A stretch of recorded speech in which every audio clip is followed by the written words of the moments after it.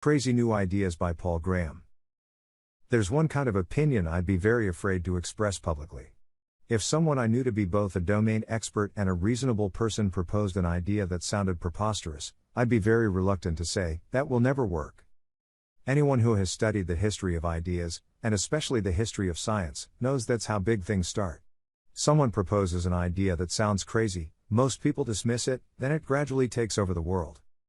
Most implausible sounding ideas are in fact bad and could be safely dismissed. But not when they're proposed by reasonable domain experts. If the person proposing the idea is reasonable, then they know how implausible it sounds. And yet they're proposing it anyway. That suggests they know something you don't. And if they have deep domain expertise, that's probably the source of it.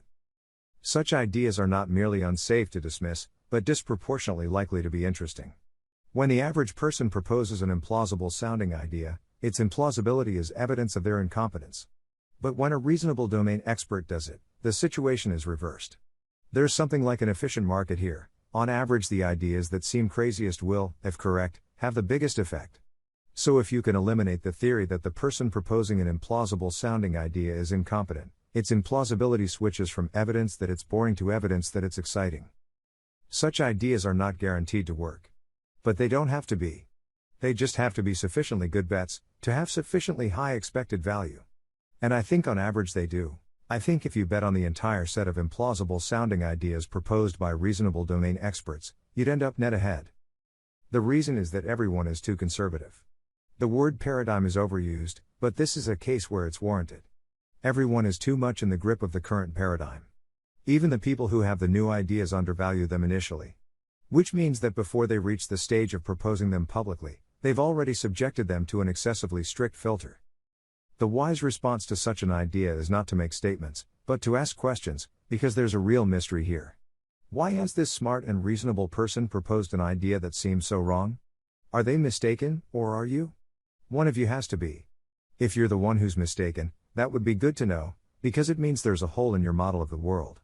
But even if they're mistaken, it should be interesting to learn why. A trap that an expert falls into is one you have to worry about too. This all seems pretty obvious.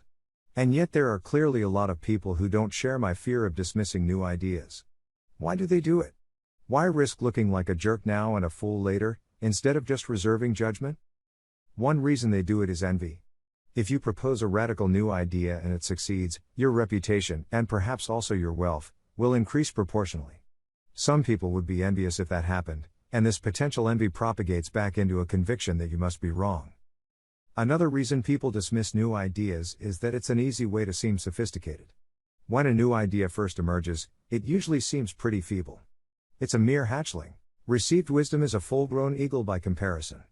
So it's easy to launch a devastating attack on a new idea, and anyone who does will seem clever to those who don't understand this asymmetry. This phenomenon is exacerbated by the difference between how those working on new ideas and those attacking them are rewarded.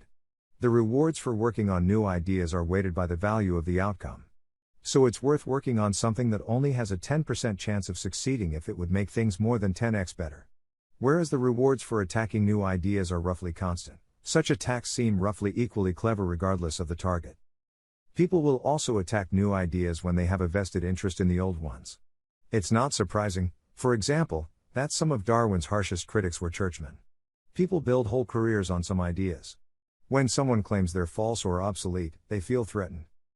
The lowest form of dismissal is mere factionalism, to automatically dismiss any idea associated with the opposing faction. The lowest form of all is to dismiss an idea because of who proposed it. But the main thing that leads reasonable people to dismiss new ideas is the same thing that holds people back from proposing them, the sheer pervasiveness of the current paradigm. It doesn't just affect the way we think, it is the Lego blocks we build thoughts out of. Popping out of the current paradigm is something only a few people can do. And even they usually have to suppress their intuitions at first, like a pilot flying through cloud who has to trust his instruments over his sense of balance. Paradigms don't just define our present thinking. They also vacuum up the trail of crumbs that led to them, making our standards for new ideas impossibly high. The current paradigm seems so perfect to us, its offspring, that we imagine it must have been accepted completely as soon as it was discovered. Whatever the church thought of the heliocentric model, astronomers must have been convinced as soon as Copernicus proposed it.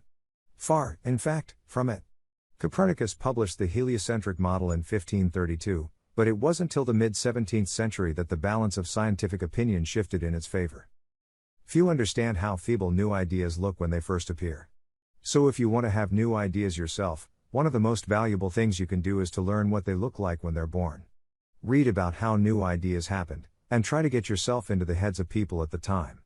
How did things look to them, when the new idea was only half finished, and even the person who had it was only half convinced it was right?